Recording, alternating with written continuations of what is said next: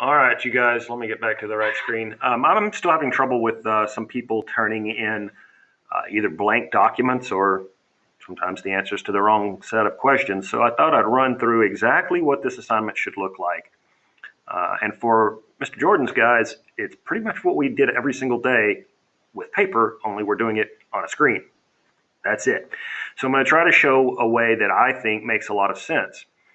Okay, I'm pretending to be this kid, right? And so I'm going to go into, it's mostly seventh graders who are doing this wrong, but eighth graders too. And we're going to go through what I expect you to do. Again, think back to what you did in my class.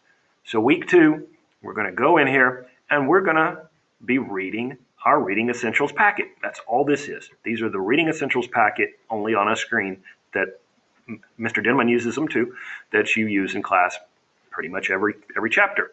What I would suggest you do though is go ahead and create your Google document first, okay? Create the Google document. It's going to take it a second or two, but see, then that's going to open up in another tab. See how that opens up in another tab? Here it is. It's ready for your masterpiece of homework to be typed.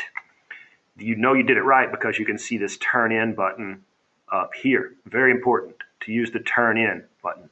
Do not share, turn it in. Okay, so that's waiting on me. Now I'm going to go back to the assignment tab, right?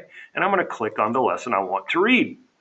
So now it is here in front of me. I really like to see you guys try to open or answer the what do you know even before you read anything. But you definitely have to start with the first question. What was a Head-Right grant? I'm going to go over to this tab, type number 1, a Head-Right grant. And see, I always mistype that, ... You're going to type all that sucker out. Then let's say the next one might have said something about highlighting. Well, you're going to type what was highlighted, whatever that might be. So you're going to answer every single question, okay?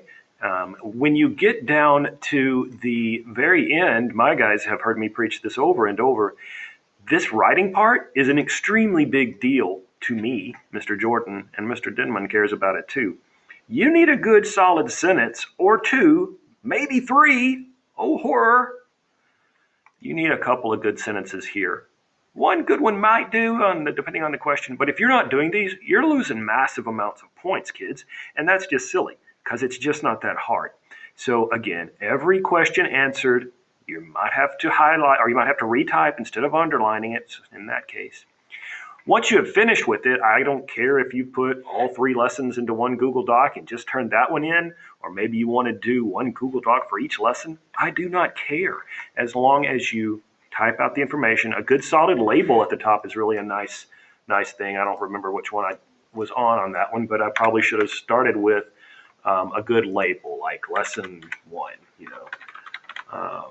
or maybe the title, whatever it was, for that lesson, so that I know what you're telling me in the next few lines. Then further down you could do lesson 2 and type out your answers there. Anyway, so that's what goes there.